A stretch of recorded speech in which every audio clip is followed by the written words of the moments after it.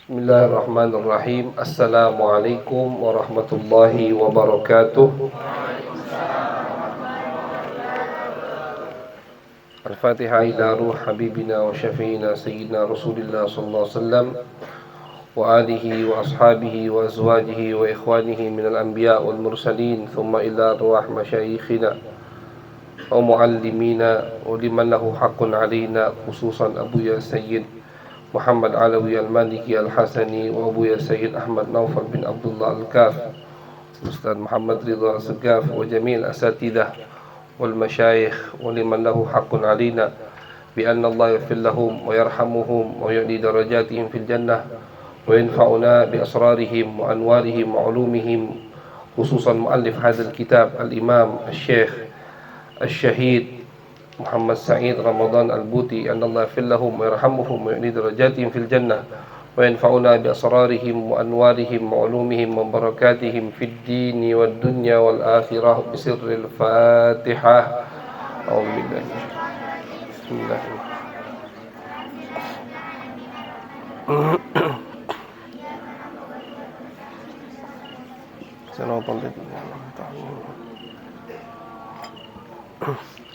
Bismillahirrahmanirrahim. Alhamdulillah rabbil alamin. Sallallahu ala sayyidina Muhammad khatamin nabiyyin wa ala alihi wa sahbihi ajma'in. Qala rabbi shrah li sadri wa yassir li amri wahlul 'uqdatam min lisani yafqahu qawli wa saddid lisani wahdi qalbi bi jahin nabi wal ali was sahbi. Qalu subhanaka la ilma lana illa ma 'allamtana innaka antal alimul hakim.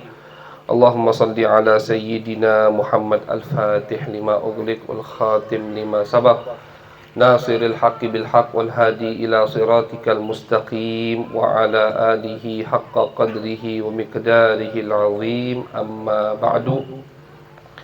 Ma'asyiral hadirin wal hadirat, bapak-bapak, ibu-ibu, saudara, saudari, adik-adik yang dirahmati oleh Allah Subhanahu wa taala. Alhamdulillah, di malam yang penuh dengan keberkahan ini kita dikumpulkan kembali oleh Allah Subhanahu wa taala dalam keadaan sehat wal afiah, di tempat yang insyaallah penuh dengan barakah, di tempat yang insyaallah penuh dengan rahmat-rahmatnya Allah Subhanahu wa taala. Walaupun tadi kata Ustaz sangat sederhana sekali, tapi menurut Al-Fakir luar biasa sudah karena dengan kesederhanaan ini insyaallah kita bisa mendapatkan keridhaan Allah dan Nabi besar Muhammad sallallahu alaihi wasallam. Jangan terlalu muluk-muluk bahasa itu. Seadanya, tapi kita gunakan semaksimal mungkin untuk mendapatkan ridha Allah, ridha Nabi besar Muhammad sallallahu alaihi wasallam. Alhamdulillah masih ada atap, walaupun yang beratap cuma ustadznya. Jadi kalau hujan, Allah alam yang di luar bagaimana. Tapi insyaallah tidak hujan. Insyaallah hujannya nanti kalau dari rumah. Jadi ma'asyiral hadirin, alhamdulillah malam yang penuh kebahagiaan, senang kita hadir di sini. Cuacanya juga enak, dalam keadaan sehat wal afiah. Kita ditemukan kembali oleh Allah Subhanahu wa taala untuk melanjutkan rutinan kita yang sudah kita mulai bulan lalu, yaitu membaca sejarah Nabi besar Muhammad sallallahu alaihi wasallam yang dipandu oleh kitab Fiqhus Sirah karya daripada Imam Asy-Syahid Asy-Syekh Muhammad Sa'id Ramadan Al-Buti. Kita sudah masuk dalam bab yang membahas tentang nasabuhu sallallahu alaihi wasallam, nasab Nabi besar Muhammad sallallahu alaihi wasallam. Sudah kita bahas insyaallah, cukup pembahasan tentang nasab. Kemudian kita akan memasuki di malam hari ini wiladatuhu, cerita atau sejarah tentang kelahiran Nabi besar Muhammad sallallahu alaihi wasallam. Jadi ini termasuk tanda bahwasannya Maulid itu tidak harus di bulan Maulid. Maulid tidak harus di bulan Maulid. orang yang ingat dengan maulid hanya di bulan maulid itu salah. Itu salah. Jadi dia ingat bulan maulid, ingat sahibul maulid hanya di bulan Rabiul Awal, hanya di bulan maulid, itu salah. Salah juga orang yang di bulan maulid tidak mengingat maulid, itu juga salah. Masuk bulan maulid, bulan Rabiul Awal, yang di situ dilahirkan Nabi besar Muhammad SAW, tapi dia tidak membaca sama sekali sejarah tentang kelahiran Nabi besar Muhammad SAW. Salah. Jadi membaca tentang maulid hanya di bulan maulid atau tidak membaca tentang maulid di bulan maulid, dua-duanya salah. Yang betul-betul cinta kepada Nabi besar Muhammad SAW, di bulan maulid dia membaca cerita maulid, di luar bulan maulid juga membaca cerita maulid. Jadi kapanpun itu kita selalu membaca sejarah Nabi besar Muhammad SAW. Tidak hanya malam Jumat. Jadi jangan hanya malam Jumat maulid, malam lain tidak maulid, jangan juga. Kita sama Abu Ya di Mekah Al-Mukarramah selama 10 tahun itu, kadang malam Jumat tidak maulid, malahan malam Sabtu maulid, kadang malam Kemis maulid, kadang malam Jumat maulid, malam Sabtu maulid, malam Minggu maulid. Jadi malam apapun kita selalu mengingat, menyebut nama Nabi besar Muhammad sallallahu alaihi wasallam. Jadi tadi yang hanya ingat maulid di bulan maulid salah, yang tidak mengingat maulid di bulan maulid juga salah. Yang betul, yang selamat, yang mengingat bulan maulid di bulan, yang mengingat maulid di bulan maulid, di luar bulan maulid juga mengingat maulid Nabi besar Muhammad sallallahu alaihi wasallam. Alhamdulillah termasuk kita di malam hari ini. Pembahasan kita di dalam kitab ini adalah pembahasan tentang kelahiran Nabi besar Muhammad sallallahu alaihi wasallam. Walaupun bulan Maulid sudah lewat, tetap kita bahas tentang kelahiran Nabi besar Muhammad sallallahu alaihi wasallam. Wa amma wiladatuhu, qala al-muallif rahimahullahu ta'ala wa nafa'ana bihi wa bi ulumihi wa bi ulumi masyayikhina wa bi ulumi sairis salihin fid darain amin ila an qala wa amma wiladatuhu sallallahu alaihi wasallam faqad kana fi amil fil ay al-amul alladhi hawala fihi abrahatul ashram ghazwa makkata wa hadmal ka'bati faraddahu Allahu an dhalika bil ayatil bahirah allati wasafaha al-Qur'an wa kanat 'alal arjahi yaumal itsnain lithnatai asyrata lailatan khalat min syahri Rabiul Awal. Di sini Al-Imam Muhammad Said Ramadan Al-Buti beliau mengatakan kelahiran Nabi besar Muhammad sallallahu alaihi wasallam itu amul fil, di tahun gajah. Jadi ma'asyiral hadirin wal hadirat, orang Arab itu dulu untuk menentukan tahun mereka dengan kejadian yang viral. Itu kalau tidak salah pernah kita bahas atau belum, lupa Al-Fakir. Jadi misalkan kejadian yang paling viral di tahun ini apa, maka kejadian tersebutlah dijadikan patokan tahun. Dulu kan belum ada Hijriyah, mereka tidak menggunakan Masehi, tidak pakai 2022, 2023, tidak. Jadi bagaimana mereka menentukan tahun mereka? Kejadian mereka semua ada tahunnya, ada bulannya. Dengan apa mereka menggunakan tahun atau patokan apa yang dijadikan tahun? Yaitu dengan kejadian yang sangat viral di saat itu. Contoh 5 tahun terakhir ini apa kejadian di Indonesia yang sangat viral atau di dunia? COVID-19 misalkan. Maka dinamakan atau dinisbatkan tahun COVID, am COVID. tahun Covid. Kapan dia lahir? Oh, dia lahir 1 tahun setelah tahun Covid. Kapan dia lahir? Dia lahir 2 tahun sebelum tahun Covid. Begitu. Itu cara orang dulu mematokkan atau menjadikan tanggal tahun untuk kejadian mereka. Jadi mereka rapi. Kapan lahirnya tahu, semua tercatat. Perhatian mereka dengan tanggal, perhatian mereka dengan tahun. Patokannya dengan begitu. Nabi Muhammad kapan lahir? Di tahun gajah. Karena kejadian di tahun itu yang paling viral adalah ketika Abrahah, raja yang zalim, ingin menghancurkan Ka'bah menggunakan pasukan gajah. Pasukannya itu banyak gajahnya.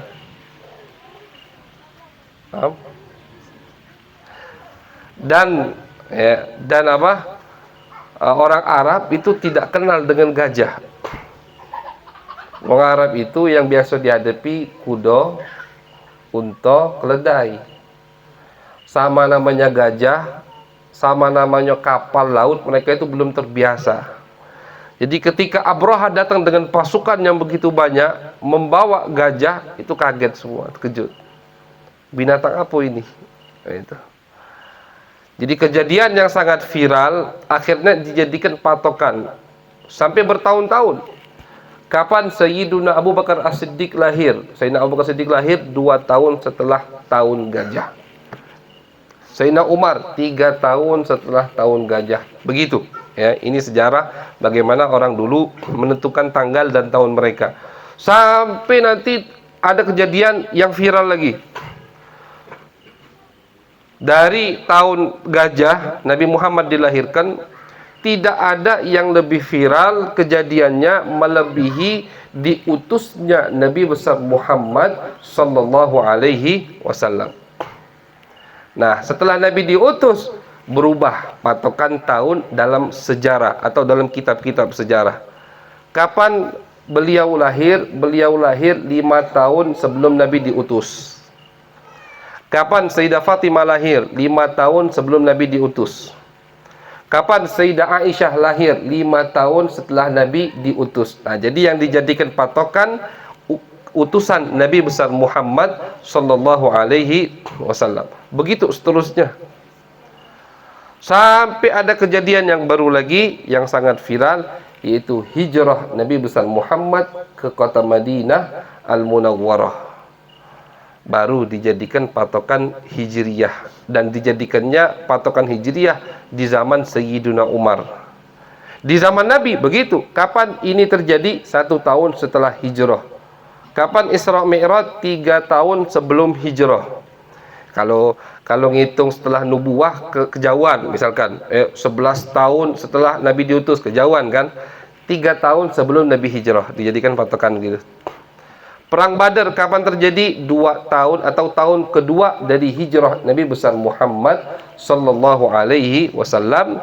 Begitu seterusnya sampai Nabi meninggal, zaman Sayyiduna Abu Bakar As-Siddiq, zaman Sayyidina Umar, barulah Sayyidina Umar menetapkan tahun Hijriyah. Ditetapkan sama Sayyidina Umar bin Khattab radhiyallahu taala an. Dan itu tahun yang harus kita banggakan. Ya. Jangan lebih bangga dengan tahun Masehi, tapi tahun Hijriyah tidak bangga. Oh, bangga nah Ustaz, tapi dah apal urutan bulan Hijriyah. Itu berarti belum bangga itu. Bangga nah Ustaz cinta. Coba antum lahirnya kalau Hijriyah bulan apa, tahun berapa? Tidak tahu. Itu bahaya itu. Karena berkaitan dengan hukum-hukum Islam. Hukum-hukum fikih berkaitan. Contoh, ketika perempuan melihat darah yang keluar, umurnya belum 9 tahun, maka darah tersebut tidak dinamakan darah haid. Umur 9 tahun ini yang jadi patokan bukan tahun Masehi, tapi tahun Hijriyah. Dan Masehi Hijriyah itu tambah lama. Misalkan sekarang tahun 20, ya afwan, Ramadan kemarin April misalkan. Ramadan sekarang Maret sudah masuk Ramadan. Ramadan kemarin April masuk Ramadan baru. Jadi setiap tahun beda, tidak sama. Setiap tahun beda, tidak mungkin bareng. 1 Maret, 1 Syakban, tahun 2022. Tahun 2023, 1 Maret, bukan 1 Syakban. Bisa jadi 1 Maret itu 15 Rajab. Jadi kalau yang umurnya 20 tahun atau yang umurnya 10 tahun ketika dia lahir di bulan Syakban, misalkan tahun 1992, bulan 3 tanggal 3 itu bertepatan, Maretnya itu bertepatan dengan Syakban, 29 Syakban. Sekarang nanti beda lagi, jauh kan bedanya. Jadi jangka waktunya itu bisa sampai setengah tahun untuk yang umur 10-15 tahun. Dikira dia pas keluar darah patokannya Masehi. Oh, ini masih belum 9 tahun. Soalnya Ana nanti 9 tahunnya nanti. Januari 2023. Dia lihat darah pertengahan tahun 2022. Ternyata kalau dilihat bulan hijriyahnya sudah 9 tahun. Nah, itu berarti selama 6 bulan yang keluar darah haid. Nah, jadi kalau kita tidak tahu patokan hijriyah, itu efeknya, fatalnya ke masalah hukum yang berkaitan dengan syariat Islam, ajaran Nabi besar Muhammad sallallahu alaihi wasallam. Oh Ustaz Habib, ana udah umur 30 tahun, 40 tahun, tak tahu lagi hijriahnya. Tanggal tak katik lagi sudah dicari. Sudah habis tanggalnya yang lama-lama. Sekarang gampang. Di Google ada semua. Di Google ada semua. Masukkan tanggal, tahun berapa, bulan berapa, tanggal berapa, Masehinya keluar nanti. Keluar nanti hasil dari tahun hijriyahnya, bulan hijriyah dan tanggal hijriyah. Hafali itu. Dari sekarang kita harus jadikan patokan kegiatan kita tahun hijriyah, tahun Nabi besar Muhammad sallallahu alaihi wasallam. Sangat disayangkan sekali sekarang ketika pengumuman di masjid.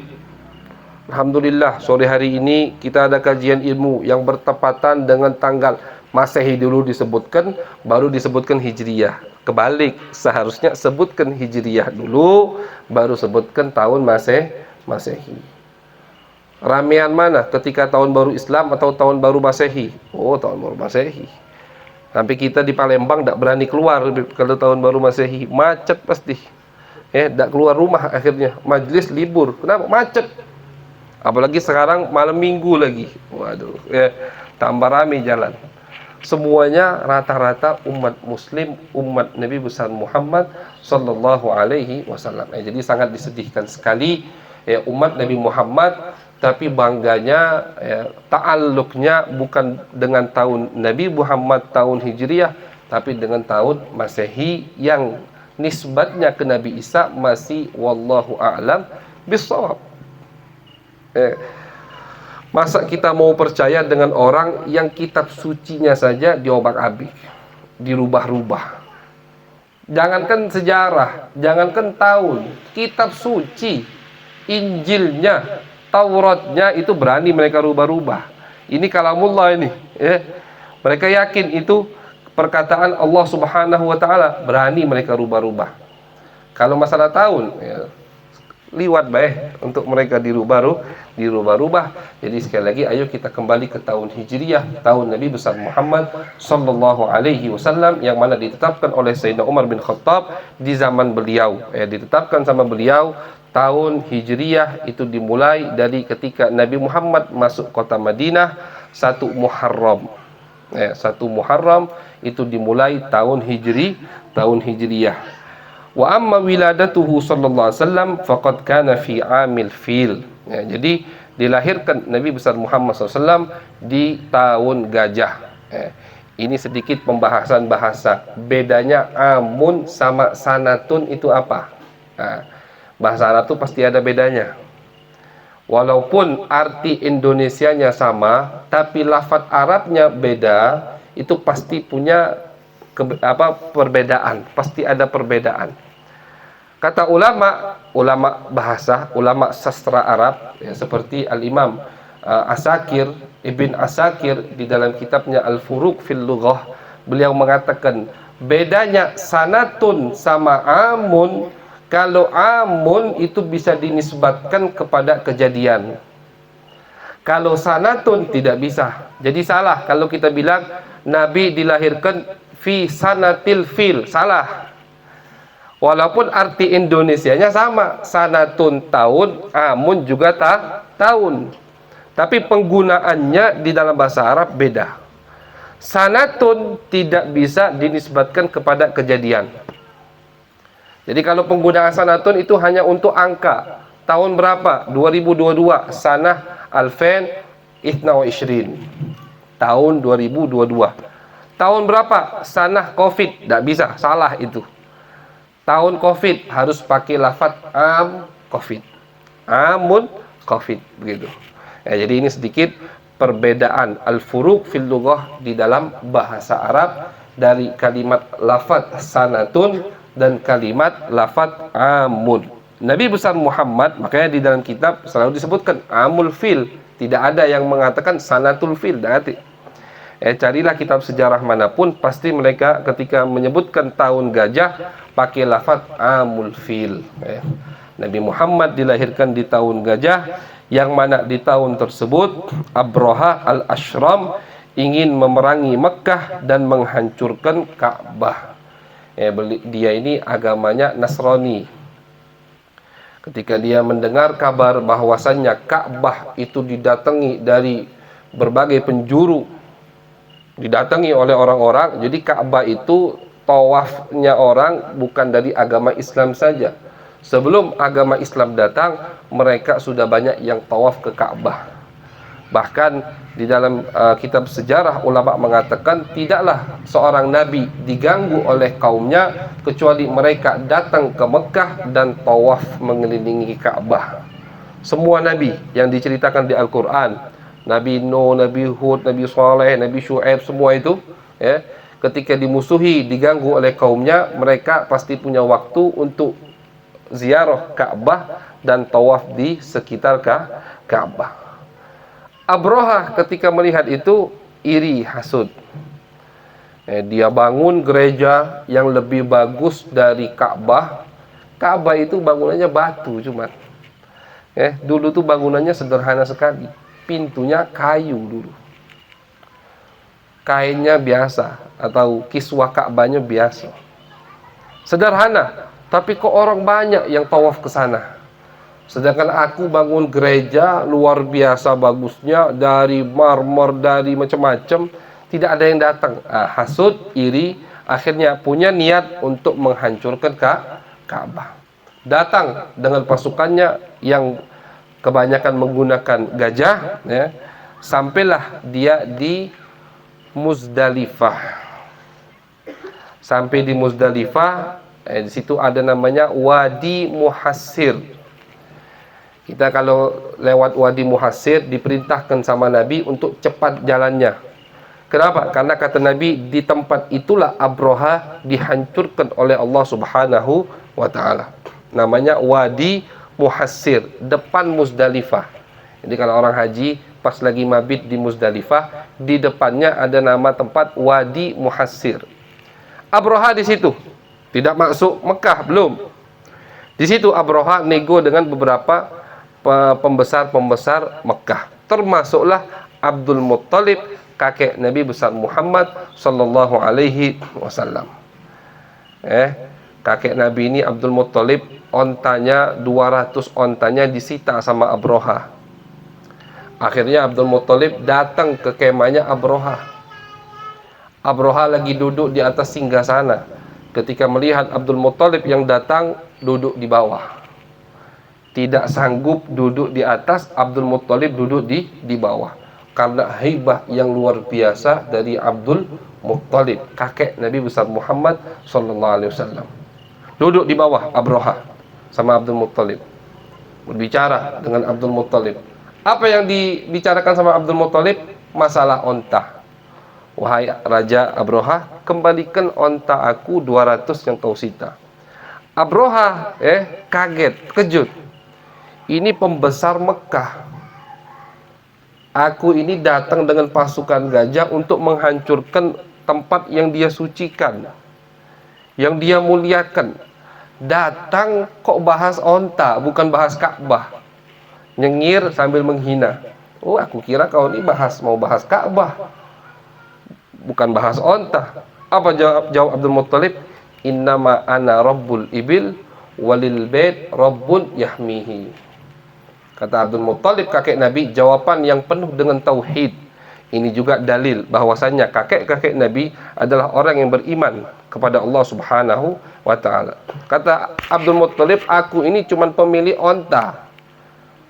Sedangkan rumah yang ingin kau hancurkan punya pemiliknya yang akan menjaganya. Jadi jangan takut, kata Abdul Muttalib. Kami tidak risau. Kami tidak takut karena Ka'bah ada yang punya, dan yang punya pasti akan menjaganya. Selesai dikembalikan onta Abdul Muttalib. Abdul Muttalib balik ke Mekah, memerintahkan penghuni Mekah untuk keluar dari Mekah. Jadi mereka tidak melawan sama sekali ketika Abraha ingin menyerang Ka'bah. Tidak melawan sama sekali. Mereka yakin Allah pasti akan melindungi rumahnya sendiri. Abdul Muttalib memerintahkan semua orang Mekah untuk naik ke atas gunung.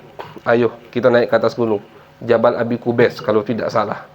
Kita naik ke atas gunung, kita lihat apa yang akan terjadi kepada orang-orang yang ingin menghancurkan Ka'bah. Betul, masuk Abraha ke Mekah ingin menghancurkan Ka'bah, Allah kirim tayran ababil. Allah kirim burung dari neraka, yang mana burung tadi membawa batu. Setiap burung bawa 3 batu. Satunya di mulut. Satunya di mulut. Dan tiap orang kena batu tersebut dari pasukan Abraha. Walaupun ada yang kabur sampai kemana, kena batu itu. Dikejar sama burungnya. Batu itu ketika kena dari kepala, tembus sampai ke bawah, dubur, afwan. Jadi batu dari neraka yang membinasakan semua pasukan Abraha. Kebanyakan pasukan Abraha binasa di Wadi Muhassir tadi. Maka dari itu kata Nabi, kalau kalian lewat tempat tersebut, maka jalan yang cepat. Di dalam hukum fikih, makruh wudu dari air di tempat yang di situ pernah turun azab, kan gitu. Wadi Muhassir tadi, makruh kita wudu dari air tersebut. Kenapa? Karena tempat tersebut pernah turun azab Allah. Makruh tayamum dari debu di tempat itu, karena tempat tersebut pernah turun azab Allah Subhanahu wa taala. Dihancurkan di situ kebanyakan, akhirnya yang tadi melihat mereka semua melihat kekuasaan Allah Subhanahu wa taala, mereka turun lagi ke Ka'bah dijaga sama Allah Subhanahu wa taala. Sampai sekarang Ka'bah dijaga. Cuman bukan artian tidak ada usaha atau upaya dari musuh-musuh Islam yang ingin menghancurkan Ka'bah. Ada. Setelah atau kejadian musibah begitu, ada. Setelah Nabi Muhammad dilahirkan, ketika umur beliau 35 tahun, Ka'bah pernah terbakar. Jadi ada perempuan yang tugasnya itu buhuri Ka'bah, bawa gaharu keliling. Tidak sengaja bara apinya itu terkena kiswa Ka'bah. Akhirnya menyebar, terbakarlah Ka'bah. Sehingga mau tidak mau, orang Mekah harus merenovasi bangunan Ka'bah. Dari renovasi itulah Hijr Ismail sekarang ada di luar. Dulu Ka'bah itu manjang dia. Hijr Ismail itu tidak ada. Dulu masih dalam bangunan Ka'bah dulu itu. Namun mereka, orang-orang Mekah ketika ingin membangun Ka'bah kembali, ngumpulkan duit yang halal, 100% halal. Jadi mereka tuh walaupun sebelum agama Islam tahu duit yang mana yang halal, mana yang syubhat tidak halal. Kalau mereka dapatkan uang ini dari zalim, dari korupsi, dari menipu, dari menindas orang yang lemah, itu berarti uang tidak 100% halal. Nah, yang mereka gunakan untuk membangun Ka'bah, duit yang 100% halal. Artinya mereka punya keyakinan dan punya i'tiqad kepada Ka'bah ini. Jangan Ka'bah ini kita bangun dengan duit kita yang ada zolimnya. Jangan. Ini rumah Allah. Ini rumah Allah. Jadi salah. Yang lebih tepat kita mengatakan orang Mekah yang tidak iman kepada Nabi itu bukan kafir, tapi musyrik. Kenapa begitu? Karena mereka ini tahu ada Allah, mereka iman kepada Allah, cuman masalahnya mereka mengadakan Tuhan selain Allah, menduakan Allah Subhanahu wa ta'ala. Namanya musyrik. Beda dengan kafir. Kalau kafir itu yang tidak percaya sama sekali dengan Allah, itu kafir. Itu kafir kalau dari segi bahasa, dari bahasa Arab. Kalau musyrik itu orang-orang Mekah itu. Dengan bukti Allah Subhanahu wa taala menyebutkan di dalam Al-Qur'an, wa idza massakumud durru fil bahri dhalla man tad'una illa iyyah. Ketika kalian di laut, kata Allah, lagi badai, lagi angin kenceng, cuaca tidak bagus, kalian mintanya kepada aku, kata Allah. Ketika kalian selamat, lupa dengan aku, kalian ingat Tuhan-Tuhan kalian yang kalian jadikan Tuhan selain aku. Jadi mereka tahu ada Allah. Mereka di ayat lain surat Zumar, ma na'buduhum illa liyuqarribuna ilallahi zulfa. Alasan mereka menyembah berhala, kata mereka, agar berhala ini mendekatkan kami kepada Allah. Itu alasan mereka. Jadi mereka tahu ada Allah, iman kepada Allah, cuman mereka mengadakan Tuhan selain Allah Subhanahu wa ta'ala. Itu orang-orang Mekah. Jadi mereka bangun Ka'bah dengan 100% uang mereka halal, tidak cukup untuk sampai bangunan asli. Cuman bisa sebatas Ka'bah yang sekarang. Akhirnya kata mereka, sudah, kita bangun Ka'bah sebisanya, sisanya kita kasih tanda. Biar orang tahu, dari tanda ini sampai ke bangunan Ka'bah itu masih di dalam Ka'bah, dari Ka'bah yang dibangun oleh Nabi Ibrahim alaihissalam. Namanya lah Hijr Ismail. Jadi kalau kita ingin sholat di dalam Ka'bah, gampang. Tidak perlu masuk kotak bangunan petak, itu tidak perlu. Sholat aja di dalam Hijr Ismail, itu sudah seakan-akan kita sholat di dalam Ka'bah. Maka dari itu ulama fikih mengatakan tidak sah orang yang tawaf, tengah-tengah tawaf masuk ke Hijr Ismail. Karena syarat sahnya tawaf harus semuanya di luar Ka'bah. Hijr Ismail itu termasuk bagian dalam Ka'bah. Jadi begitu mereka memuliakan Ka'bah. Di zaman Nabi pernah Ka'bah terbakar sekali. Jadi memang Allah melindungi Ka'bah, tapi tidak menutup kemungkinan, dan terjadi di dalam sejarah Ka'bah itu pernah ada mengalami kerusakan, seperti kebakaran di zaman Nabi Muhammad SAW. Kemudian setelah zaman Nabi, di zaman Abdullah bin Zubair, ketika beliau menjadi khalifah, diperangi oleh Hajjaj, yang mana Hajjaj diperintahkan oleh Abdul Malik, Amirul Mukminin, zalim. Itu Abdullah bin Zubair berlindung di Ka'bah, Ka'bah dibomi sama Hajjaj, sampailah Ka'bah hancur. Pernah sekali. Dulu Ka'bah itu pernah diserang sama kelompok kabilah yang ada di Mekah sana. Belum lama itu mungkin di tahun 60-an. Nama kabilahnya kabilah Juhaiman. Itu di tahun 60 atau tahun 50-an mereka pernah ingin menyerang kerajaan Saudi Arabia yang mereka serang Mekah Al-Mukarramah. Jadi mereka tawan semua orang yang ada di dalam Ka'bah, Masjidil Haram. Kita masih nututi beberapa orang yang kena tawanan pada saat itu. Ketemu gitu. Cerita dia, dulu kami ditawan sama orang-orang yang pemahamannya keluar dari akidah Ahlus Sunnah wal Jamaah. Yang suka ngebom itu. Itu pernah mereka memboikot atau mengepung Ka'bah. Sehingga orang dari luar tidak bisa masuk, yang dari dalam tidak bisa keluar. Alasannya ingin menjatuhkan kerajaan Saudi Arabia, namun akhirnya diperangi oleh Raja Saudi, keluar mereka dan berhasil dibereskan. Kejadian di Ka'bah. Jadi bukan artinya Allah menjaga Ka'bah tidak ada kejadian, atau musibah yang terjadi kepada Ka'bah dalam sejarah Islam. Pernah terjadi, bahkan Hajar Aswad itu pernah 20 tahun tidak ada di Ka'bah. Hajar Aswad diculik, ini ratusan tahun dari sekarang, lebih lama lagi. 20 tahun, bayangkan, Ka'bah pernah tidak ada Hajar Aswadnya, dicuri.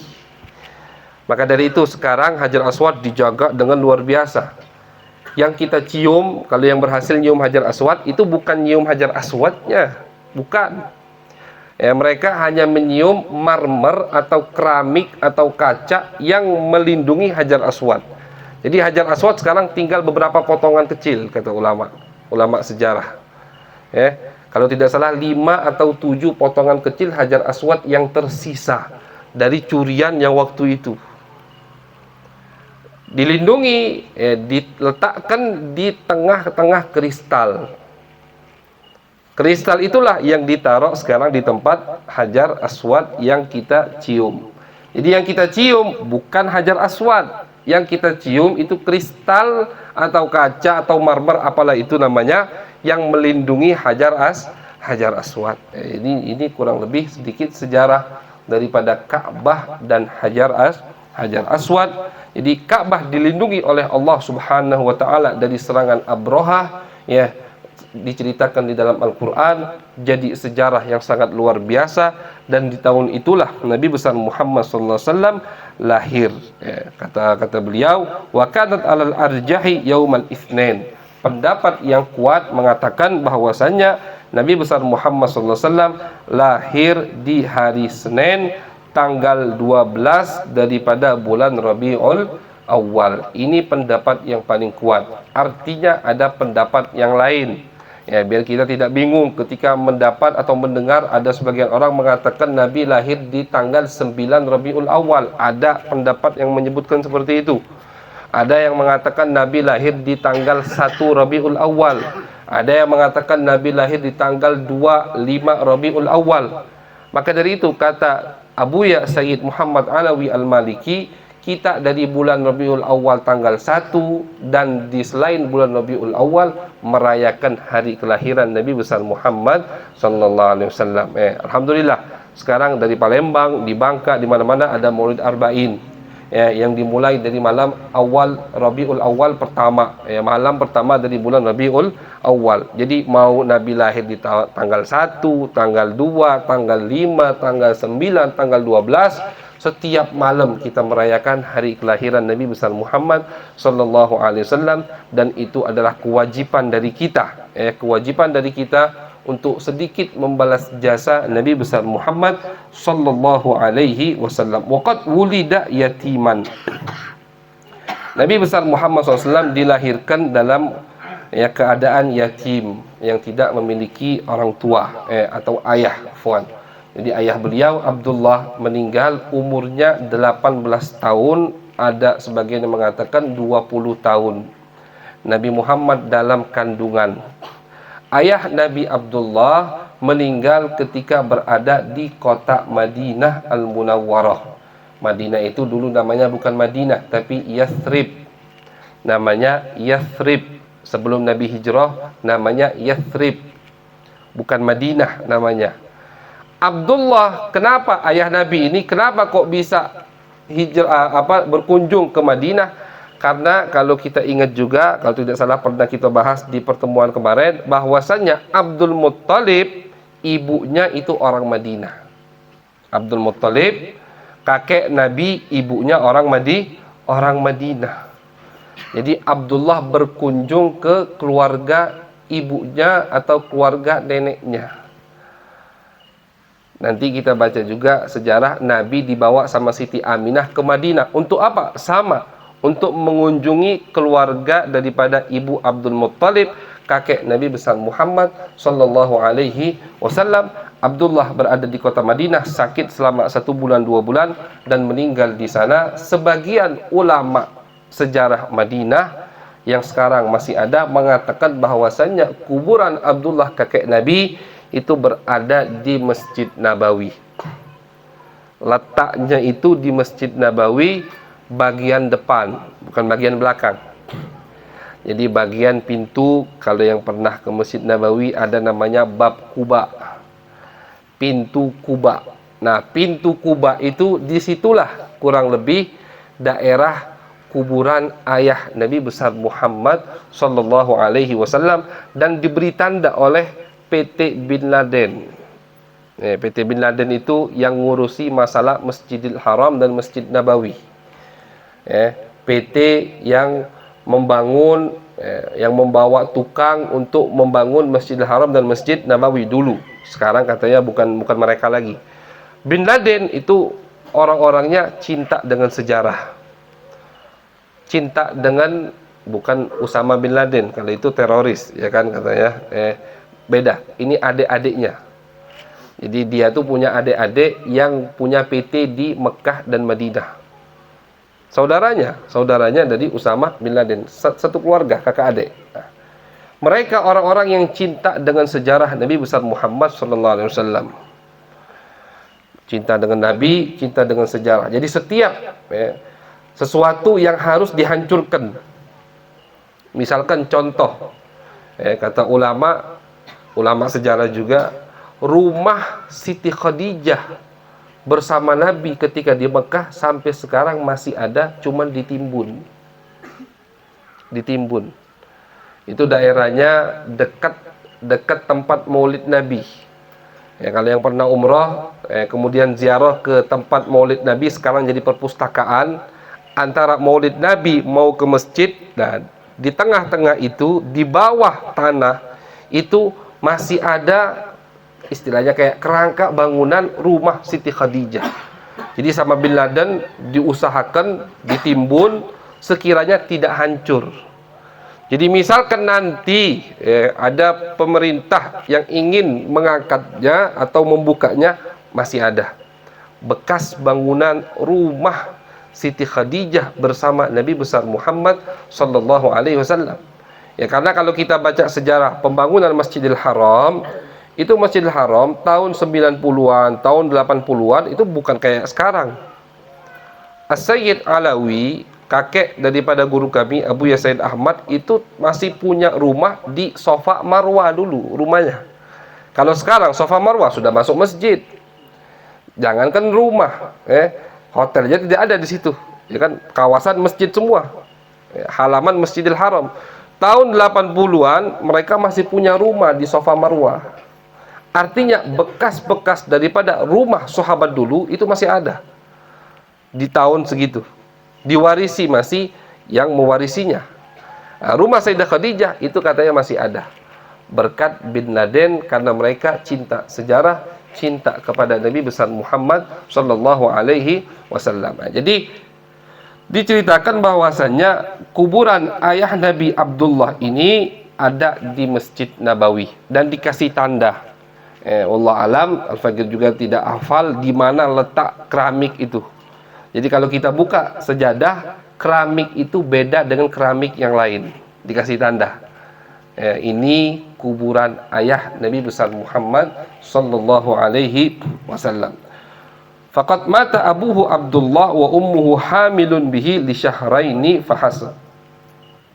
Nabi Muhammad ketika ayahnya meninggal, beliau di kandungan ibunya 2 bulan. Fa'uniya bihi jadduhu Abdul Muttalib. Maka ketika Nabi Muhammad ditinggal oleh ayahnya, beliau lahir, beliau diasuh oleh kakek beliau Abdul Muttalib. Abdul Muttalib ini cintanya luar biasa kepada Nabi besar Muhammad SAW. Ulama khilafkan siapa yang memberi nama Nabi Muhammad Muhammad. Ada yang mengatakan Siti Aminah mendapatkan ilham, mendengar suara atau di dalam mimpi, kalau kau melahirkan anak ini, namakan dia Muhammad. Ada yang mengatakan tidak, yang memberi nama Nabi Muhammad Muhammad adalah kakeknya Abdul Muttalib.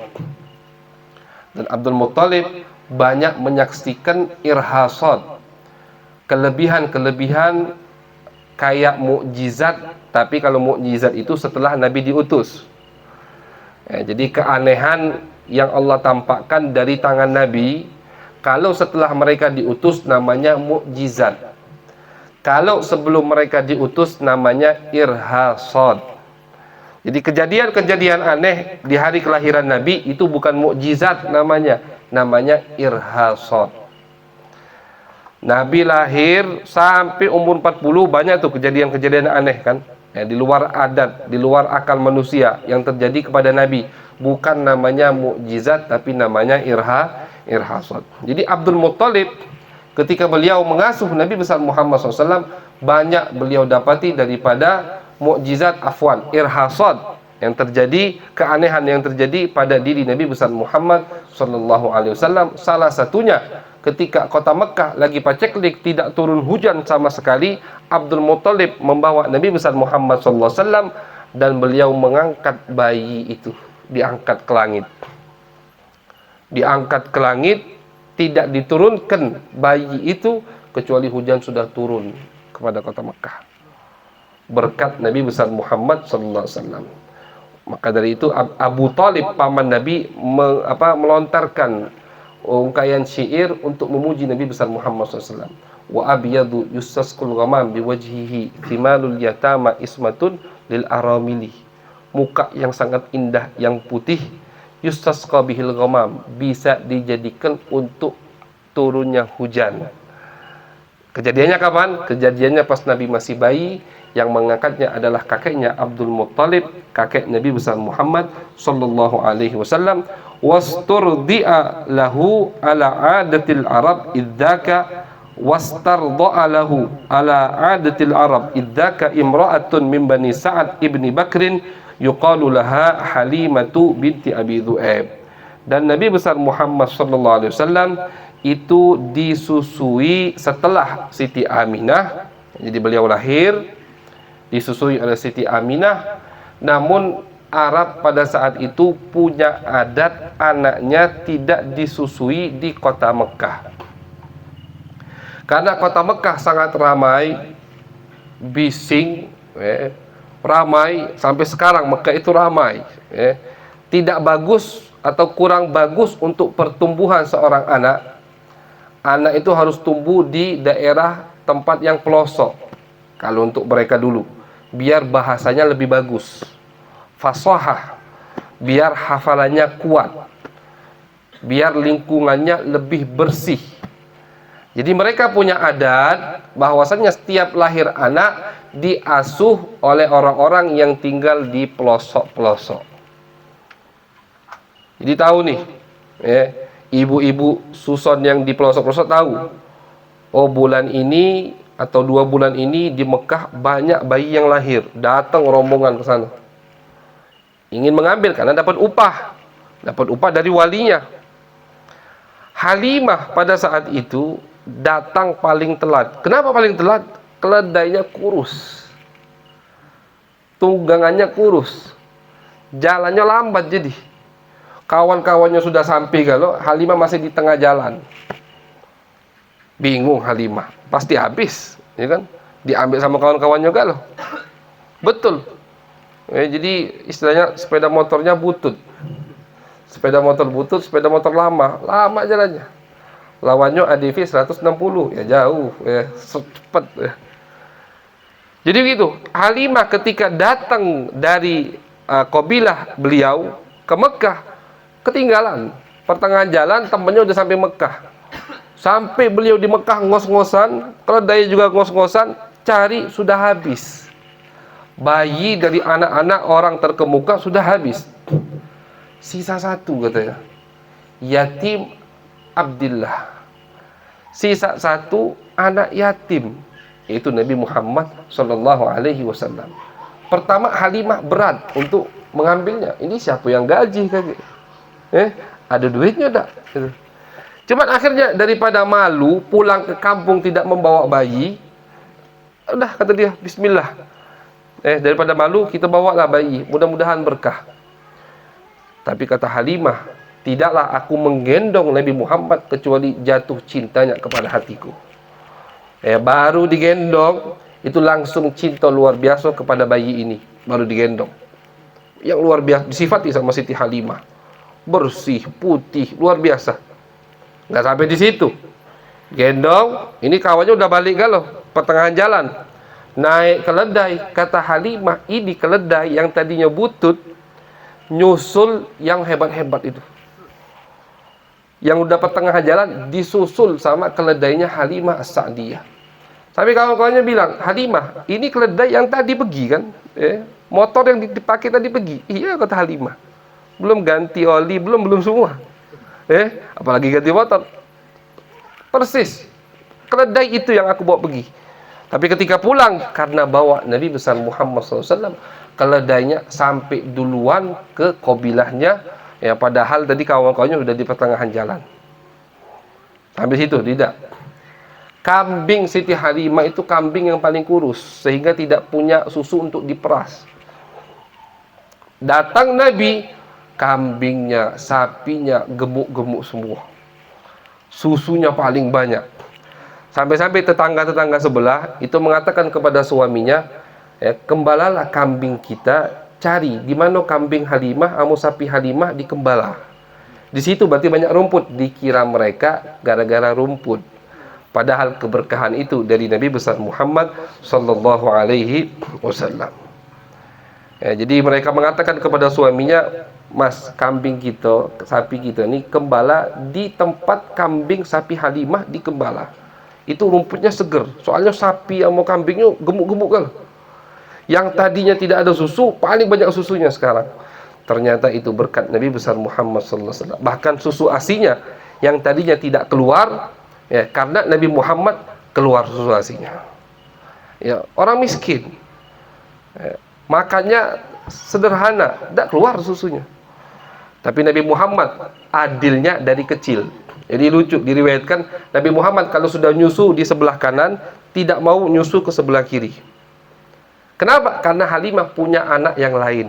Buat kakak susun aku, kata Nabi Muhammad sallallahu alaihi wasallam. Keberkahan Nabi besar Muhammad sallallahu alaihi wasallam.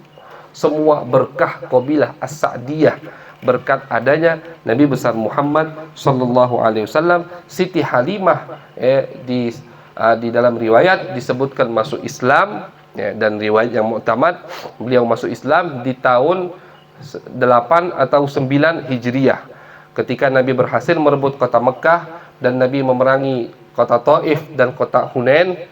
Di situ Nabi bertemu kembali dengan ibu susunnya, yaitu Halimah, dan beliau masuk Islam, percaya kepada Nabi besar Muhammad sallallahu alaihi wasallam. Begitu suaminya dan saudara susun Nabi semuanya masuk Islam, dan Halimah ini hijrah ke kota Madinah dan dikuburkan di Baqi Al-Gharqad.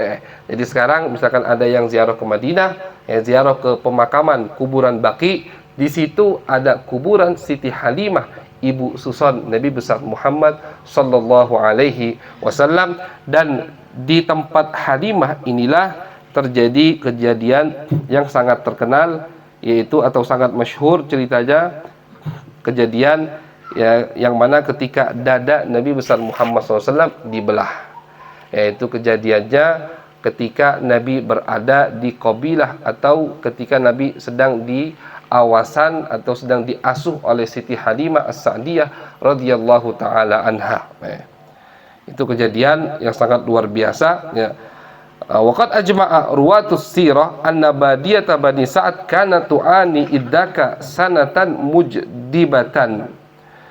Ulama sejarah sepakat bahwasannya kabilah Bani Sa'ad pada saat itu sedang mengalami tahun yang sangat kering. Qad jaffa fiha ad-dar'u wa yabisa az-zar'u.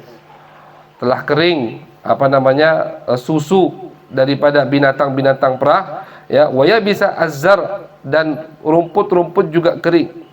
Fama huwa illa ansara sayyiduna Muhammadun sallallahu alaihi wasallam fi manzili Halimah wastakana ila hijriha wa thadiha hatta adat manazilu Halimah min hauli khibaiha mumarra'atan mukhdarratan. Tidaklah Nabi Muhammad datang ke rumah Siti Halimah dan tinggal tinggal di tempat Siti Halimah, kecuali rumah Siti Halimah, susu Siti Halimah, lingkungan Siti Halimah menjadi lingkungan yang sangat berkah, yang sangat hijau dengan rumput-rumput yang segar. Fakanat agnamuha taruhu minha aidatan ila dar shiba'an mumtali'ad dar'i. kambing-kambing Siti Halimah ketika pulang di sore hari ke rumahnya sudah kenyang semua dan susunya sudah penuh, siap untuk diperas, diminum oleh Siti Halimah dan keluarga Siti Halimah berkat Nabi besar Muhammad sallallahu alaihi wasallam. Keberkahan dari Siti Halimah. Kata ulama, ini juga namanya membawa nama berkah. Halimah, Helim, dan As-Sa'diyah, Sa'ad, orang yang bahagia, orang yang penyabar dan orang yang bahagia. Jadi kita kalau memberi nama, kasihlah nama-nama yang mempunyai makna. Karena insya Allah dengan nama yang punya makna itu ada efek dalam kehidupan kita. Jangan beri nama anak sembarangan. Jangan beri nama anak sembarangan. Suatu hari ada salah satu sahabat yang bernama Hazan. Sahabat ini namanya Hazan. Hazan itu dalam bahasa Arab artinya sedih atau susah. Itu Hazan. Artinya sedih atau susah. Kata Nabi, "Mas muka, siapa namamu?" "Ismi Hazan ya Rasulullah." "Nama aku Hazan wahai Rasulullah." "La bal anta sahlun," kata Nabi. Dirubah sama Nabi. Jadi Nabi mempunyai adat untuk merubah nama. Tapi nama dari yang tidak bagus ke nama bagus. Bukan nama sudah bagus Muhammad dirubah jadi tidak bagus. Jangan. Mana kejadian itu? Wong kita ni atau adat orang Jawa, kalau haji itu merubah nama. Kalau haji merubah nama. Datang satu jamaah ke Abuya. Abuya, rubah nama anak. Dia ngomong bahasa Jawa yang nerjemahi muridnya, murid Abuya. Kata Abuya, "Siapa namanya?" "Namanya Muhammad." Mau kita tadi ditabuk sama Abuya, "Nak nama apa lagi yang lebih bagus?" Ini kan Muhammad sudah nama yang bagus, minta rubah nama aslinya Muhammad. Jadi boleh kita merubah nama kalau nama yang pertama itu tidak ada artinya atau tidak bagus. Boleh, karena Nabi berapa kali merubah nama. Nabi beberapa kali merubah nama. Ada istri Nabi yang bernama Barrah, dirubah menjadi Juwairiyah. Ada salah satu seorang sahabat yang namanya Zaid Al-Khail, Zaid kuda. Mungkin karena dia banyak punya kuda, dinisbatkan kuda kepadanya. Apa bagusnya Zaid kuda, itu kan? Kata Nabi, bukan Zaid Khail, tapi Zaid Al-Khair. Diganti ujungnya saja sama Nabi, Zaid kebaikan. Dirubah sama Nabi besar Muhammad sallallahu alaihi wasallam. Ini Hazan ketika ditanya sama Nabi, "Namamu siapa wahai Hazan?" "Namamu siapa?" "Aku Hazan ya Rasulullah." Artinya sedih atau susah. Kata Nabi, "Tidak, kau bukan Hazan, anta sahlun." Dirubah sama Nabi sahal, mudah, gampang. Tapi orang tadi menolak. "Ya Rasulullah, ini nama dari orang tuaku. Jadi aku tak pengen merubah." Sudah, diam Nabi besar Muhammad SAW. Tetap namanya Hazan.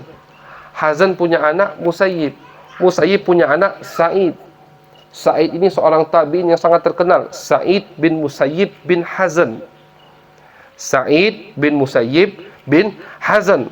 Sa'id ini tabi'in terkenal, mantunya Abu Hurairah. Jadi beliau bukan sahabat Nabi, tidak ketemu sama Nabi, tapi ketemu dengan sahabat Nabi besar Muhammad SAW, maka dinamakan tabi'in, mantu Abu Hurairah.